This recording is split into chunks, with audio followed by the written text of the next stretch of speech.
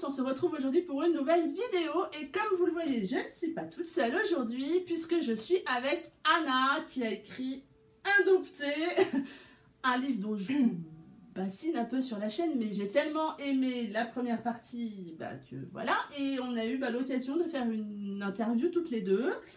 C'est ce qu'on va vous proposer aujourd'hui. Elle est maline.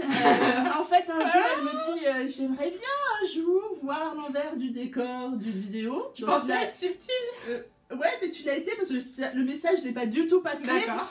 Et puis après, tu m'as dit vous pourrez faire un truc toutes les deux pour la chaîne. Et donc, du coup, on va se retrouver aujourd'hui pour faire une interview. Ouais. Un peu... pas trop strict, hein. Non, c'est pas du tout notre genre, ni l'une ni l'autre. On va rigoler. Et du coup, on va déjà commencer par parler de ton bouquin. Ouais. Donc je te propose de, je sais pas, de lire le résumé. Le résumé. Ouais, par exemple. C'est parti. Quand elle découvre sa meilleure amie sauvagement assassinée, Olivia quitte tout et part sur les traces du passé de la jeune femme, bien décidée à savoir qui a commis un tel crime. Ses recherches la conduisent à Colorado Source, où elle rencontre Rock, le chef des bikers et protecteur de la ville. Elle est rapidement séduite, mais comprend trop tard qu'il lui a tendu un piège. Rock est charmant, sexy, irrésistible, indomptable. Elle n'avait pas prévu de tomber amoureuse, surtout pas quand sa vie est en danger. Pour connaître la vérité, elle risque de devoir affronter l'homme qu'elle aime. Entre l'aimer et le détester, que va-t-elle choisir?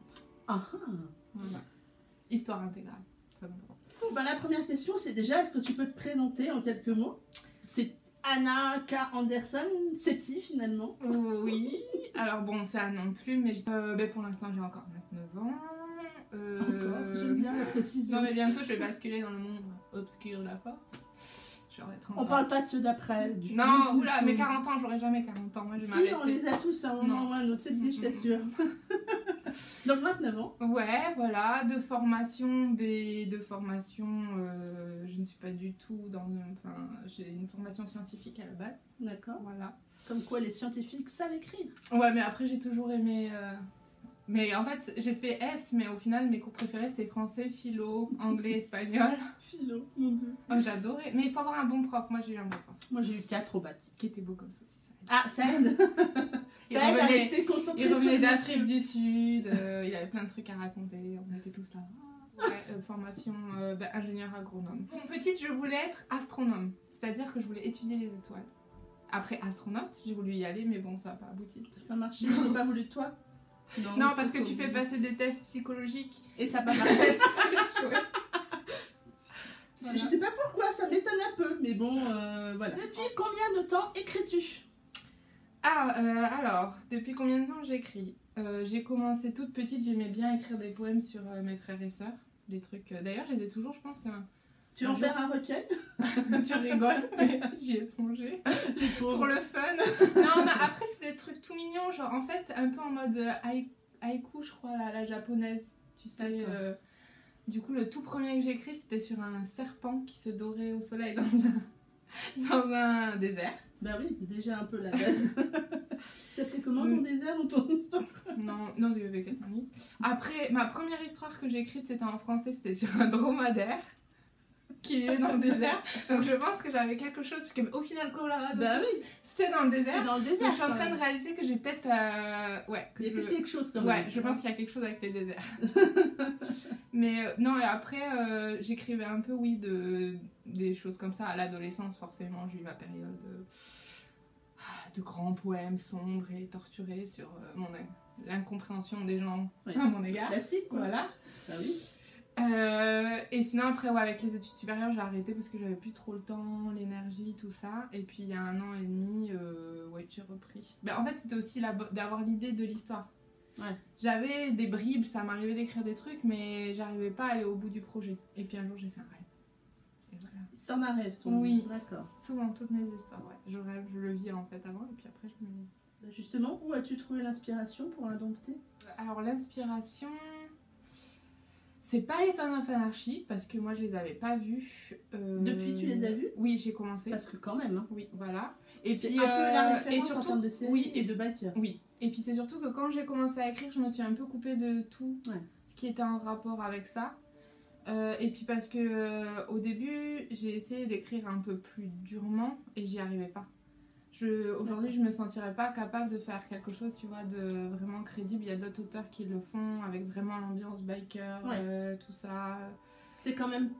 Moi, j'ai voulu... Voilà, j'ai fait un truc prédomine. différent, plus inspiré de... Alors, c'est pas du tout autobiographique, mon Dieu, non. C'est juste légèrement inspiré parce que, comme je le disais, je sais plus à qui, j'ai eu la chance de vivre pendant un an dans un clan, en fait. Voilà.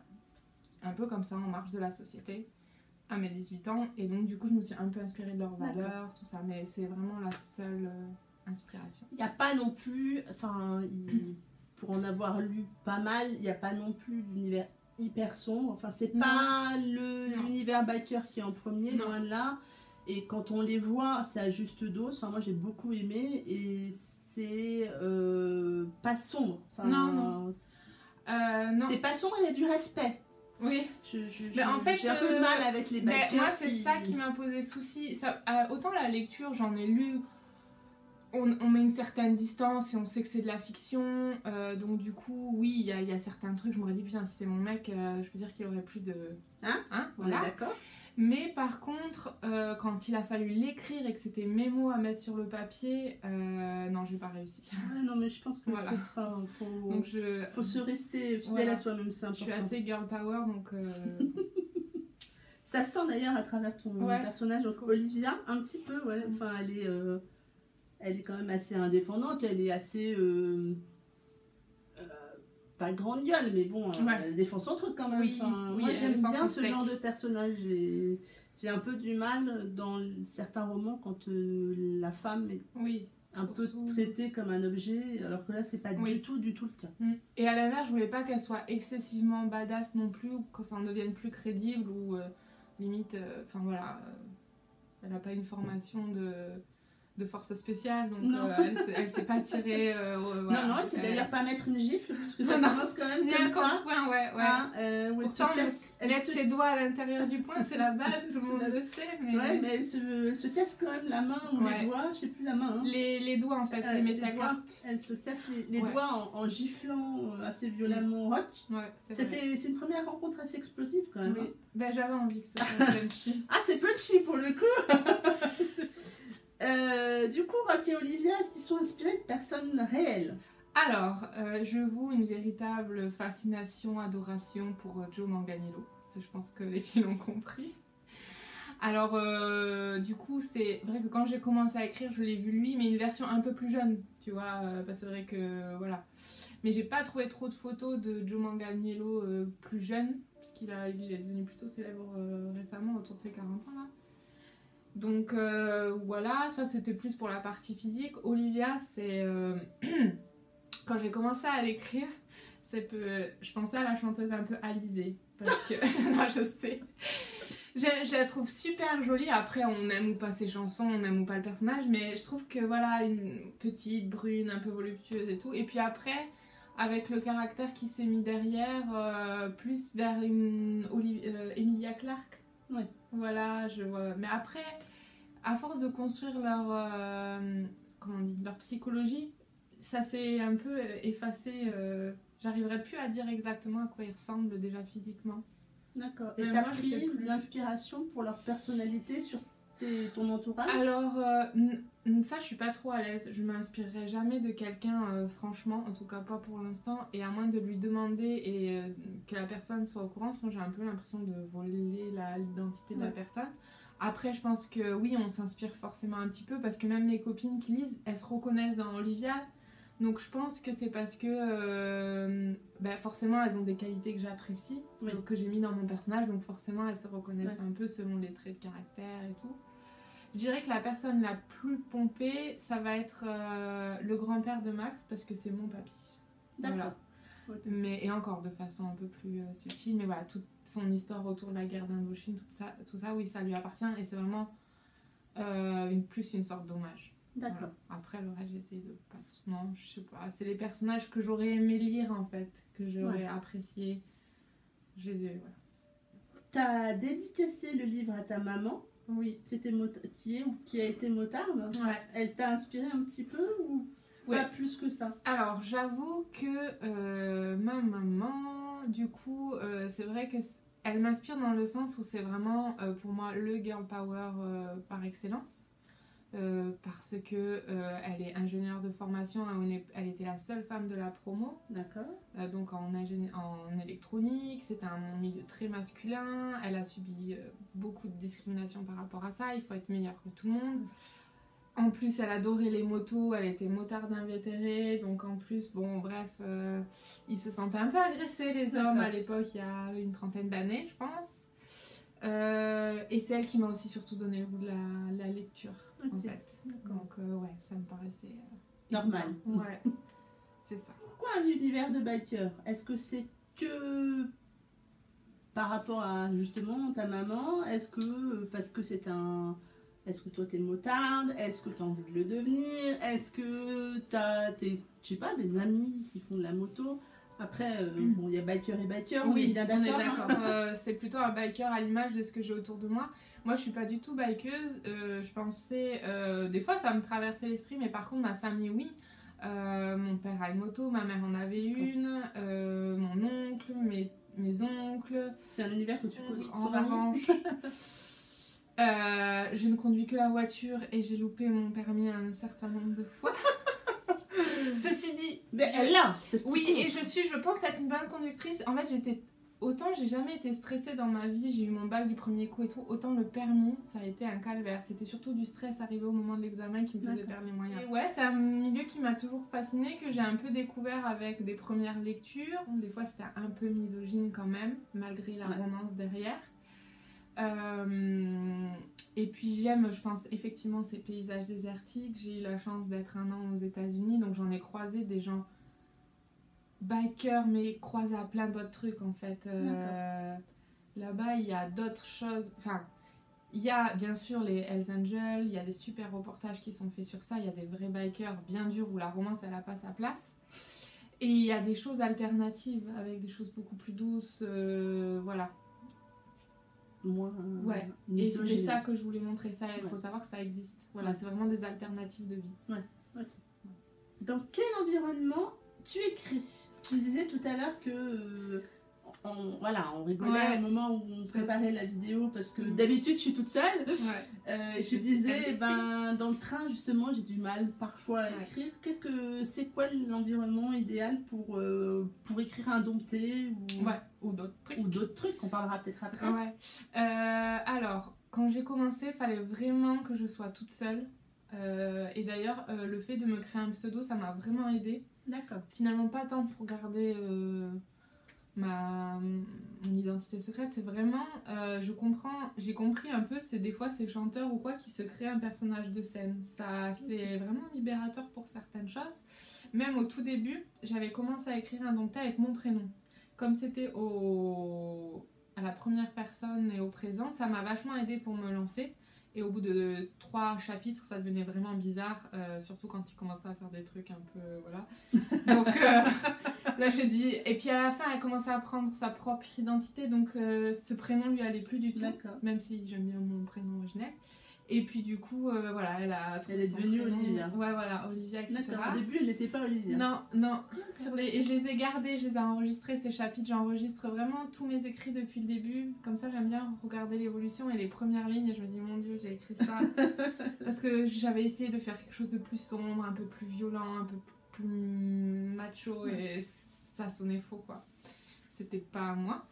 Et sinon, du coup, j'ai acheté un petit bureau, il est très joli, mais au final, j'écris dans mon lit. D'accord. Ouais, sous la couette dans mon lit, et je peux rester des week-ends entiers comme ça. Pauvre copain. Ouais, des fois, il vient, il me fait « t'es vivante ?» Je m'endors assise, il vient me donner des biscuits, me jette des cacahuètes. Mais bon, après ça, le gêne pas, c'est mon plus grand soutien, donc a priori, ça va pour l'instant. Il lit tes écrits avant ou tu lui fais lire? Ouais, je lui ai un peu fait lire, ça n'a pas été le tout premier à lire, mais il les a lus, et là il a commencé quand... c'est vrai qu'il a plus de facilité à lire sur papier, donc du coup il l'a acheté, il m'a fait la surprise, ça je m'y attendais pas du tout. En fait, je crois que le premier brochet, je fais « oh, j'ai vendu un brochet et tout !» J'étais trop contente. Et 3 jours après, regarde ce que j'ai reçu. Et j'ai fait, ah, c'était toi. Bon, le soufflet retombe à la fin, on se dit mince. Mais en même temps, j'étais trop contente, je m'y attendais pas. Et du coup, il l'a lu, ouais. Il a lu la première partie, il a pas encore lu la seconde, du coup. Donc quand il était en autopublication. Ouais, C'est voilà. ça. Donc là, tu vas... Enfin, il sort le 10 juin Ouais. aux éditions Addictives. Ouais. Comment s'est passée justement ta rencontre avec les éditions Addictives? Comment cette aventure elle a commencé et comment finalement t'es passée de l'autopublication à l'édition dans une grande maison d'édition qui commence à être assez connue quand même, mais comment ça se passe? Alors, au début, j'étais en non-publication. C'est-à-dire que, c'est vrai, hein, quand j'ai vraiment commencé à écrire, je m'imaginais pas du tout le publier, puis ça me semblait loin, et les retours... Alors tout le monde me disait, mais regarde, Harry Potter, son manuscrit a été refusé 15 fois. Je dis, oui, mais j'ai pas écrit Harry Potter non plus, on va se calmer. Donc du coup, mais bon, les gens là ont été un soutien par rapport à ça, parce que du coup, les premiers à qui j'ai fait lire m'ont dit, non, mais c'est dommage, il faudrait qu'il y ait d'autres gens qui le lisent. Et en fait, j'ai croisé la route, en fait, on a une amie en commun. Donc j'ai croisé la route de Margot, de Bortoli, qui a écrit Projet Friendzone, qui habite pas très loin de chez moi. Et en fait, on a une amie en commun. Et en fait, c'est vrai qu'elle m'a quand même beaucoup aidée parce qu'elle aussi a été passée par l'autopublication et elle m'a montré que c'était possible, que ça pouvait marcher. Et donc, du coup, déjà, je me suis lancée en autopublication. Et puis, ça a plutôt bien pris. Et en fait, un soir, je crois que c'était d'ailleurs le 31 décembre, j'ai envoyé un mail à une jeune femme qui tient une page parce que j'ai eu un coup de cœur pour sa page parce qu'il y a des licornes et des arcs-en-ciel partout. Donc en fait, j'étais d'ailleurs moi-même dans mon plus beau pyjama licorne arc-en-ciel. À 31 décembre. Ouais, on était au ski, on venait de manger raclette. Ce qui a d'ailleurs donné... voilà, c'est parce qu'on a mangé cette raclette que j'ai eu l'idée d'une autre scène après. J'étais en pyjama licorne arc-en-ciel, j'ai dit mon Dieu, il faut que ce soit dans mon livre. Donc voilà, ça a donné ça. Et après, je me suis brossé les dents avec une brosse à dents électrique et je me suis dit mon Dieu, il faut que ce soit dans mon livre. Tout ça, c'est dans ton livre. Ouais, brosse à dents électrique, raclette et licorne. Voilà, c'est pour ça qu'en même temps, je pouvais pas faire un biker trop dur parce que ça aurait pas été pratique. Tu veux dire que c'est Rock qui a le pyjama licorne? Non, quand même pas. Non. Mais il a des beaux boxers, mais je te laisse découvrir. Je verrai ça. Du coup, je lui ai écrit, je me suis lancée, je dis oh, écoute, je suis dans mon plus beau pyjama licorne et arc-en-ciel, voilà, je cherche... Je sais bien que j'avais demandé, j'avais des retours négatifs pour les SP parce que les chroniqueuses sont extrêmement sollicitées. Et elle a accepté de le lire et en plus, elle l'a lu super rapidement. Et elle m'a fait un retour qui m'a énormément émue et qui m'a vraiment... En parallèle, il y a aussi les pipelettes papotes. Qui justement Margot leur en avait parlé et donc du coup voilà, j'ai eu 2-3 retours vraiment plus que positifs et donc du coup j'ai dit allez j'envoie, mais j'avais pas envoyé beaucoup et comme j'avais pas de réponse c'est pour ça que finalement je m'étais lancée dans l'auto-édition sans faire attention aussi. J'avais envoyé des AME qui se trouve qui étaient des maisons d'édition à compte d'auteur, donc ça j'ai découvert le concept et quand j'ai vu qu'on me demandait 4000 € pour publier mon livre, voilà. Bah oui. J'ai dit quitte à faire la promo moi-même et tout, voilà. Tout ça a fait que je me suis dirigée vers l'auto-édition. Et suite à ces retours, j'ai dit allez, je retente. Et j'ai envoyé juste aux éditions Addictives. Et ils ont été ultra réactifs. Genre 2 semaines après, j'avais la réponse. Et c'était un peu particulier parce que j'ai eu la réponse le même jour. En fait, je me souviens, j'étais en plein milieu de l'Islande, perdue au milieu de nulle part. J'ai eu ce mail. Et là, je me suis retournée et mon chéri m'a demandé un voyage. Ah, c'était tout en même temps. Ouais, une belle journée. Ouais, c'est vrai, c'était voilà, le 29 février restera gravé. Ah, tu m'étonnes. Voilà. Du coup, c'est quoi les avantages entre auto-édition et... Ouais, voir un petit peu. Parce que du coup, t'as peut-être pas assez de recul puisqu'il sort dans 2 jours, mais peut-être que tu vois déjà un certain... Ouais, j'ai quand même de l'expérience. Alors, les deux ont des avantages et des inconvénients et je pense que c'est assez sympa, j'en ai déjà discuté avec d'autres auteurs, c'est que maintenant, on est un peu hybride. Celles qui ont la chance d'avoir une ME gardent aussi quelques projets en auto-édition. Moi, clairement, j'ai quelques projets un peu plus fantastiques qui, clairement, voilà, j'en ai déjà discuté avec eux. Bon, je leur soumettrai mes manuscrits parce que c'est comme ça qu'il faut faire. Mais Addictive ne publie pas de fantastique. Ouais. Et à partir du moment où ils me diront non, j'ai la liberté de les proposer à qui je veux et je pense que je les ferai en auto-édition. D'accord. L'avantage, après voilà, l'auto-édition c'est beaucoup d'énergie, il y a quand même beaucoup de livres qui sortent, et il faut arriver à tomber au bon moment. Sortir un peu du lot aussi. Voilà, c'est ça. Oui, après, des fois, il y a des choses qui marchent pas, ou nous, on se dit nous-mêmes, oh bah ouais, après, j'aime moins, qu'est-ce qui fait que ça marche? Enfin, voilà, c'est une rencontre entre le lectorat et l'auteur. Et c'est comme toutes les rencontres, des fois, il y en a qui sont manquées, et pas parce que le lectorat va pas parce que l'auteur, ce qu'il a écrit, c'est pas le bon moment. Ouais, voilà. Voilà, là, j'ai le support de l'AME, j'ai leur retour, j'ai eu leurs conseils, la correction. Bon, c'est vrai que j'étais passée par un correcteur orthographique, quelqu'un m'a corrigé quand même en auto-édition après coup. Donc du coup, j'avais quand même fait une repasse. Bon là, c'est vrai, on a un support. Et puis l'auto-édition, surtout moi au début quand j'ai débuté, j'étais vraiment toute seule, quoi. Ouais. Là, il y a une équipe, les filles de l'AME sont quand même super gentilles. En tout cas, moi, j'en ai une bonne expérience avec eux. Ils ont été relativement à l'écoute, alors qu'ils pourraient m'imposer tous leurs choix. C'est des compromis. Voilà, mais donc globalement, voilà. Et puis, oui, c'est une visibilité plus grande. C'est, je veux dire, comme dirait justement ma maman, certes, en auto-édition, après, on a une liberté qui est géniale. C'est une expérience, je pense qu'il faut la tenter. C'est vraiment, ça te fait grandir. D'accord. Voilà, je trouve. C'est vraiment cool. Et du coup, en plus, je pense qu'après, de se faire éditer par une maison d'édition, c'est la cerise sur le gâteau. Ouais. C'est encore plus génial. Donc le livre, il a changé de titre entre la version autopubliée qui s'appelait Recto, oui. avec un deuxième tome qui devait être Verso. Oui. Et du coup, là, ils ont changé de titre. Ils ont aussi fait le choix de sortir toute l'histoire en même temps. Oui. Pourquoi ? Alors, tout ça. Ouais, pourquoi tout ça? C'est vrai que moi au début, le titre ça a été peut-être le plus compliqué à lâcher parce que vraiment, quand j'ai commencé à écrire, ce qui m'est vraiment venu, c'est ce prologue. Et ce prologue, il était lié à ce titre. Ouais. Moi, je l'aime beaucoup. Hein, voilà. Titre, et ça sortait. Voilà, moi, je voulais à la base un roman qu'on peut ouvrir dans le métro, sans avoir un peu, voilà, vouloir cacher la couve. Même si merci la liseuse. Même si moi j'aime, franchement, et même les filles après m'ont dit la nouvelle couve, elles la trouvent trop belle. Et franchement, à la limite, c'est pour elles, puisque c'est elle, il va leur appartenir à elles, donc à qui leur plaise à elles, c'est finalement l'essentiel. Et puis la couverture, c'est ce qui arrête les gens aussi, quand même, c'est le premier image qu'on a, donc c'est sûr que ça véhicule un message, ça c'est sûr. Le truc, c'est qu'en fait, du coup, moi je voulais pas d'abdos, donc ça ils l'ont entendu. Donc du coup, on est parti sur un dos, et que du coup, un dos avec marqué recto verso. Au début, recto verso et un magnifique dos musclé. Non, on s'est dit, pourquoi pas, voilà. Mais bon. Donc soit on gardait le titre, soit on gardait la photo. Faut savoir que le titre était déjà pris. D'accord. Donc il aurait fallu rajouter un sous-titre. Ça a été très compliqué de trouver le titre presque au dernier moment. On n'arrivait pas, on se mettait pas d'accord. Est-ce qu'on voulait de l'anglais, du français? On a proposé plein de choses.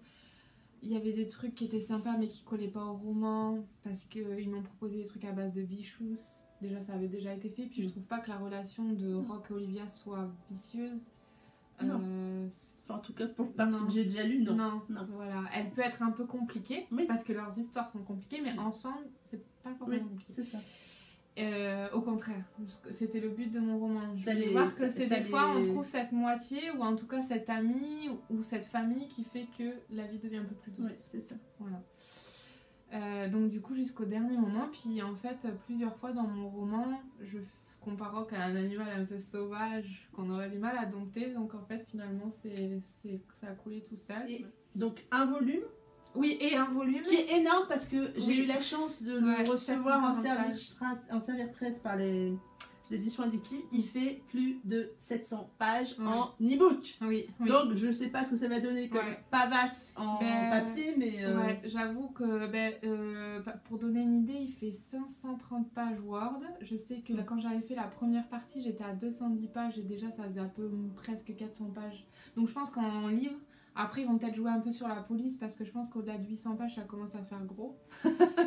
Donc, mais je pense qu'on va être entre 700 et 800 pages papier, ça c'est sûr. Et en un seul tome, et je pense que là, d'ailleurs, je leur écrivais ce matin, ça a été le conseil le plus avisé qu'ils ont pu me donner parce qu'en fait, je l'aime bien en une partie. Au début, j'étais un peu réticente parce que je voyais vraiment en 2 tomes avec ce côté recto, verso, la métaphore à la montagne. Et en fait, déjà les one-shots ça marche quand même mieux, faut le dire. Oui, alors, oui. Disons que ça marche plus rapidement. Ouais, ça marche plus rapidement. Et en fait, c'est quand même une pression, une saga, à moins de l'avoir écrit à l'avance. Et moi, c'était mon premier roman et je me suis rendu compte que sous la pression, j'écris. Enfin, c'était compliqué. Donc j'étais contente d'avoir mis le point final à l'histoire, même si je songe à des tomes compagnons. Mais c'est voilà, sur les autres garçons du clan. Mais même mes prochains projets, pour l'instant, je suis en one shot. Parce qu'en plus, d'ailleurs, j'ai plein de projets, donc j'ai envie d'en commencer un, de les finir, de passer à autre chose. Et du coup, même eux, ils m'ont dit on n'a pas peur du volume, ce sera mieux en un. Et je pense que c'est une bonne chose, comme ça, tout le monde a tout. Et même pour nous, parce que bon, moi j'avais acheté la première version papier. Et donc, quand on en a parlé, tu m'as dit ouais, ça sera en one shot. Et c'est vrai que du coup, les lectrices qui ont déjà acheté le tome 1, en général, on aime bien avoir les 2 tomes au même format. Et là, du coup, on achète le tome 2, en même temps, on a le tome 1. Enfin, moi, je trouve ça très bien. On n'aura pas 2 brochets à racheter. Voilà, c'est bien. Voilà. Moi, j'aime bien. Ça va être un beau pavé, je pense. Un beau bébé. Et puis, le seul petit clin d'œil qu'on a gardé, c'est que dans le livre, il est structuré en 2 parties qui correspondent. Voilà. Qui aident à retrouver où t'en es si tu veux pas. Déjà, j'y ai pensé et c'est vrai que c'est quelque chose que je voulais pour faire aussi une pause dans la lecture, pour finir. Parce que le cliffhanger est le même, sauf que bon, voilà. Et je me suis dit, ça peut être sympa et ça garde 2 parties. Voilà. Mais la deuxième partie est bien plus importante. Oui, finalement, je pensais pas. Et en fait, elle est bien plus importante, elle est inédite. Donc, tes nouveaux projets, tu parlais tout à l'heure d'autres projets. Tu as d'autres projets et tu peux en parler. Et... Bon, moi, on papote un petit peu, donc il y a des trucs que je sais, mais après, je ne sais pas ce que tu peux dire et ne pas dire. C'est jamais évident. Moi, j'aimerais tout dire. Je suis un peu dans un monde des bisounours, mais on me dit méfie-toi aussi parce que voilà, les idées sont précieuses. Après... Je me dis, on peut pas me voler ce que j'ai dans la tête et ce que j'écrivais. Au pire, on pourra prendre un truc qui se rapproche, mais voilà. Donc, déjà, j'ai le projet. Dans Indompté, il y a une vraie fin. Il n'y a pas de souci, on peut se contenter de ce livre. J'ai laissé quelques petites fenêtres ouvertes qui ne plairont peut-être d'ailleurs pas à tout le monde. Je pense que si j'ai des critiques, ça va être peut-être sur ça. Il reste quelques questions ouvertes, mais c'est volontaire parce que je souhaite écrire les tomes compagnons. Donc ce ne sera pas une saga, mais plus des tomes compagnons. Pour l'instant, toutes les histoires sont dans ma tête, ils ne sont pas encore écrits, j'en ai pas encore discuté avec l'AME. Quoi qu'il arrive, c'est que moi je les écrirai, je leur soumettrai. Après, ils ont toujours le droit de ne pas les publier et on verra dans ce cas-là ce qu'on peut faire. Donc je ne peux pas garantir aujourd'hui qu'ils sortiront, ça c'est sûr. Mais ils seront écrits, ça c'est sûr par contre. Quitte à les mettre gratuitement s'ils veulent pas les publier, j'en sais rien. Parce que j'ai vraiment envie de les écrire. Et ensuite. Ils sont attendus d'ailleurs pour certains. Ouais, il y en a beaucoup. Moi j'ai vu, je pense à Julie, elle en. Enfin, il y en a un qui a l'air de l'autographe. Rien que pour elle, je devrais l'écrire parce que. Quitte à lui, est-ce qu'elle soit ma seule lectrice, mais sinon, T'as entendu Julie, on négocie un livre que pour toi. Voilà, il lui sera dédicacé. Donc ça je vais les faire petit à petit. Là je suis sur un autre projet plus concret, plutôt comédie romantique feel good, mais j'aime bien toujours aborder des sujets un peu plus profonds. Voilà, donc là ce sera le cas aussi. Et là c'est plutôt mon personnage masculin qui est déjanté. Voilà, c'est un mariage atypique. D'accord. L'actualité m'a un peu inspirée. En fait ils m'ont suggéré un thème qui au début ne m'a pas du tout emballé, le mariage arrangé. Moi qui suis girl power, le mariage arrangé, c'est vraiment un truc que je m'imaginais faire un pamphlet ou un essai de la condition de la femme dans certains pays, ou alors le mariage arrangé historique, dont je suis pas trop fan non plus, où elle se retrouve, bon bref. Et puis une nuit est passée et je pense avoir trouvé une idée pas trop mal. En tout cas ça leur a plu, ça a plu à celle à qui j'ai montré déjà. Elles m'ont dit que c'était original, donc bon, on y va. J'ai écrit les premiers chapitres et si tout se passe bien, ça devrait être aux alentours pour la rentrée. D'accord, voilà. Super, voilà. C'est cool ça. C'est ça. On va faire une dernière question. Est-ce que tu lis beaucoup? Parce que bon, on parle d'écriture, est-ce que tu lis beaucoup? Si oui, quoi? Alors, j'ai été une très très grosse lectrice depuis... En fait, quand j'ai toujours aimé, donc je disais écrire, et le grand drame de ma vie, c'est que quand j'ai commencé à écrire, je faisais énormément de fautes d'orthographe, mais vraiment une catastrophe. Là où ça a été le plus dur, c'est que je me souviens d'une dictée que j'ai faite en CM2 qui s'appelait Nul en orthographe. J'ai eu 2 sur 20. Moi qui étais plutôt bonne élève, ça a été très compliqué. Et la prof, la maîtresse était dépitée. Et elle a dit à mes parents, vous savez, lire ça aide. Et en fait, j'ai commencé à lire, je pense, comme beaucoup de monde de ma génération, avec les chairs de poule. Donc du coup, j'ai développé une passion aussi pour les thrillers, un peu l'horreur et tout. Donc grandissant, je me suis vraiment, voilà, je suis une fan de thrillers, de Agatha Christie, de fantastique aussi. Alors au début, j'ai refusé de lire les Harry Potter pendant très longtemps parce qu'il y avait tellement un tapage autour, je ne voulais absolument pas les lire. J'ai lu d'autres livres. Voilà, j'adore À la croisée des mondes de Philippe Pullman. C'est vraiment le livre que j'emporterai avec moi si je devais en prendre qu'un seul. D'accord. Et petit à petit, je suis allée vers la romance et j'adore ça, mais je lis encore beaucoup de choses. Après, là, dernièrement, depuis que j'écris quand même, par contre, non, beaucoup moins. Je crois que pendant 1 an et demi, je n'ai lu aucun nouveau livre. Je relisais de temps en temps des livres que j'avais déjà lus, en fait. La peur d'être influencée par ce que tu lisais. La peur d'être influencée, de me dire, oh mon Dieu, ce que j'écris, en fait, ça y est déjà partout.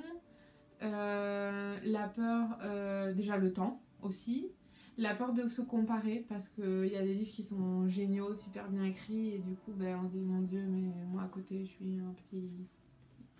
Voilà.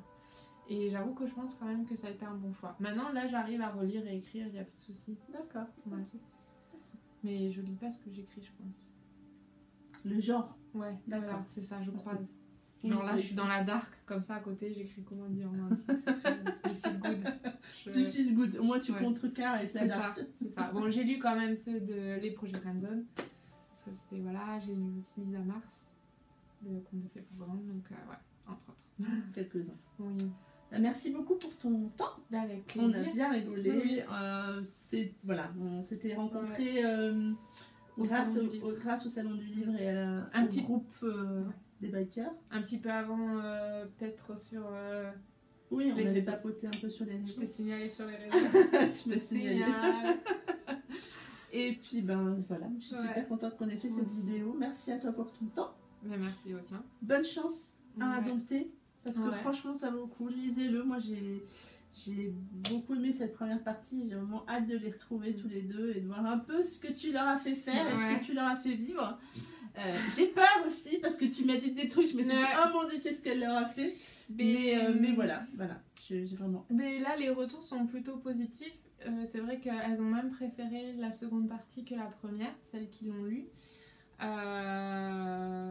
Et après, voilà. Après, comme je dis, je pense sentir d'où viendrait le vent des critiques, parce que je pourrais l'entendre, et tant que ça reste constructif. Bon, voilà, la première, ça fait toujours mal, hein, c'est comme toutes les premières fois. Apprendre. C'est toujours un peu douloureux. Parce que voilà, mais j'ai eu la chance, et je croise les doigts, j'ai pas eu d'acharnement gratuit. Quand j'ai eu des critiques, c'était... Voilà, je les ai peut-être pas toujours comprises, parce que moi, je partage pas la vie, mais c'était constructif. Et voilà, il n'y a pas eu de méchanceté gratuite. Donc ça, déjà, contrairement à d'autres auteurs, voilà. Non, parce que des fois, les réseaux, c'est quand même violent. Donc voilà. Donc pour l'instant, je touche du bois. Ok. Alors, on verra bien dans quelques temps. Et puis, on croise les doigts. Et puis, je vous souhaite bonne lecture. Même si c'est pas Indompté. Mais si, faut le lire. Merci beaucoup de nous avoir écoutés. Ça va être long au montage, ça va être long, on verra bien. Et puis on vous dit, moi je vous dis à très bientôt pour une prochaine vidéo. Bye bye.